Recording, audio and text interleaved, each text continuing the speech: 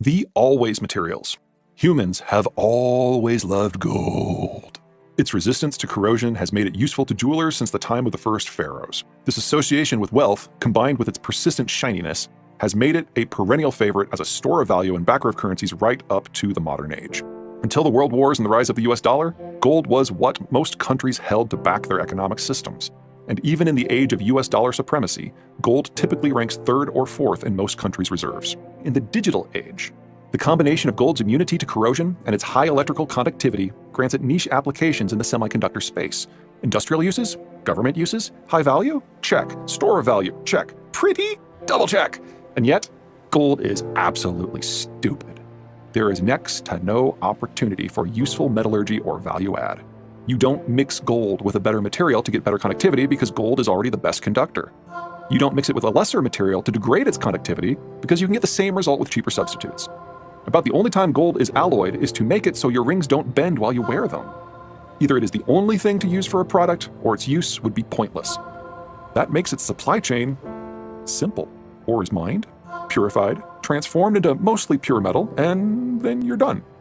The only way not so much to add value, but to establish cachet, is to have someone you trust turn gold metal into those fancy, commercially traded bars that we've all seen in James Bond films and imagine Fort Knox is full of.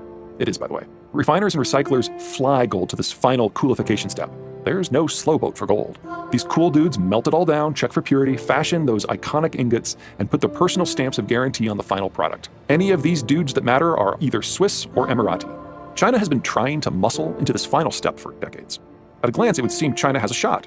It is the world's largest source of gold ore and home to many midstream refineries. People go to China for mass production and counterfeiting, not for exclusivity and authenticity. In a world without China, the biggest hit would be to ore inflow, and that's not nearly as damning for gold as it would be for anything else. Depending on overall economic circumstances, gold sourced from recycling is anywhere from 1/6 to 1/2 of production, with that number ballooning in times of economic stress. The harsh light of deglobalization is certainly going to encourage a lot of people to melt down all those glass rings. With a global supply chain, a simple refining process, and by far the most technical aspect of gold bar production happening elsewhere, China could harmlessly be scooped out of the entire supply chain.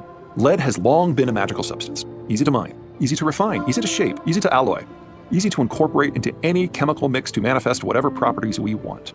Lead is particularly resistant to corrosion by water. By the mid-industrial age, we were using it in cars and paint and roofing and glass and pipes and glazes and coatings and gasoline. Lead only had one downside. Lead's toxicity generates no end of health complications in the brain, up to and including encouraging dissociative and violent behavior. Once lead is removed from where it might be ingested, its remaining uses are very, very few. Some metal alloys, which don't come into contact with people, ammunition, a product for which lead's toxicity might even be perceived as a bonus, and a bit in ceramics and some glass products. But the big boy is lead-acid batteries, a key component in nearly every motorized vehicle regardless of size. Pre-1970 batteries took less than 1/3 of all lead. Now, they absorb more than 4/5. In advanced countries that have had car cultures for decades, the process of replacing batteries builds in provisions for recycling. Some 90% of lead needs are met from recycled lead products. In more recently industrialized countries, with China at the top of the list, the process is less formalized. Most Chinese car batteries are collected, but only 1/3 are officially recycled. The rest seem to fall prey to the country's omnipresent counterfeiting and simply get new labels before being sold on as new product. Considering that old, overused lead batteries tend to leak and that lead is still freaking toxic, this is not a good thing.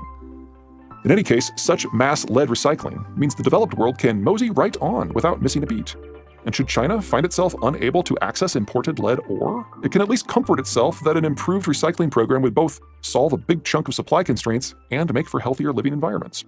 Molybdenum. We're just going to call it moly. Moly is one of those materials that most of us haven't heard of, and for good reason. It doesn't tend to pop up in your average car bumper or doorknob. Moly is valued for its ability to weather extreme temperatures without significantly shifting form. Not extreme temperatures like when you are vacationing in Vegas in August, more like extreme temperatures when you are under napalm attack.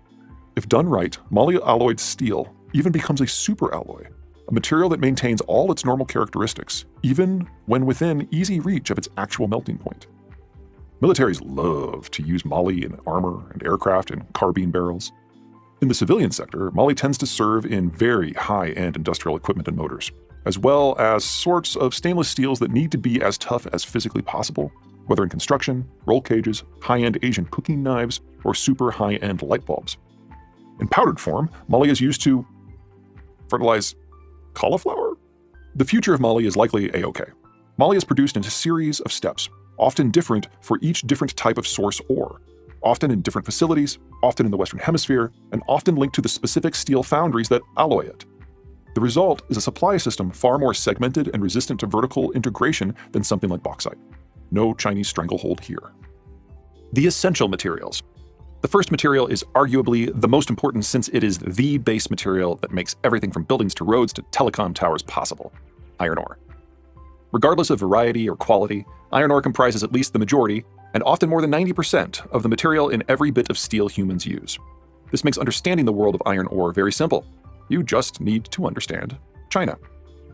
China sits squarely in the intersection of two quintessential trends of the modern age: rapid industrialization and urbanization on one hand, and China's trademark hyper-financing on the other.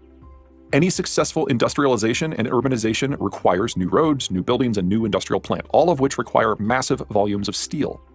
Hyper-financing can help make all that happen, but in doing so, it overbuilds everything. Not just the roads and buildings that mean yet more steel demand, but also the industrial plant that is used to make the steel in the first place. China's industrialization push has proven so huge and so fast and so overfinanced that China isn't simply the world's largest producer of steel. It regularly ranks among the world's top 4 importers of steel, particularly the product sets on the higher end of the quality scale. But that overfinance also means China produces steel with zero regard for the reality of domestic needs. And so China is also the world's largest steel exporter, particularly steel product sets on the lower end of the quality scale. All that requires a world full of iron ore. China isn't just the world's largest importer of the stuff. It doesn't simply take in more than the rest of the world combined. China imports more than the rest of the world combined times 3. China is the global iron ore market. As to production, Australia exports half of global iron ore volumes, with Brazil exporting half the remainder. Unsurprisingly, China gobbles up nearly all these southern hemispheric powers' exports, as well as additional big chunks from Russia, India, and South Africa. Nor is China the only country that uses steel. It is just the only country where the economics of steel are so fundamentally out of whack. Most everyone else uses iron ore produced a bit closer to home, or in many cases at home. Their balances are rounded out by the very big business of steel recycling. Roughly 1% of buildings in the advanced world are torn down every year, and every scrap of steel used to reinforce them is melted down, reforged, and given a second life, or third, or 18th. This duality between the ravenousness of China and the rather placid pace of steelwork everywhere else makes the forecast rather straightforward. The vast bulk of the world's iron ore production comes from countries that face limited to no security threats as the world deglobalizes. In descending order, Australia, Brazil, India, South Africa, Canada, and the United States. However, the countries that export the vastness of global steel, in ascending order, Ukraine, Germany, Russia, Korea, Japan, and above all China, are somewhere on the sliding scale between facing severe complications and utterly screwed. China's hyper-industrialization and hyper-financing have had a similar impact on the world of silver as they have on the world of industrial materials writ large. Big local production, big importing of ores, big processing into metals, and big exports. Roughly 1/4 of silver production is from dedicated silver mines, while the remainder is co-produced with lead or copper or zinc.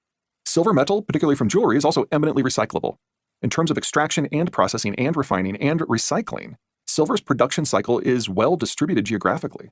So while China is a big, indeed the biggest, player at all stages of silver supply, it is nowhere near the majority player, nor is it in a position to either by strength or weakness overly threaten silver supply to others.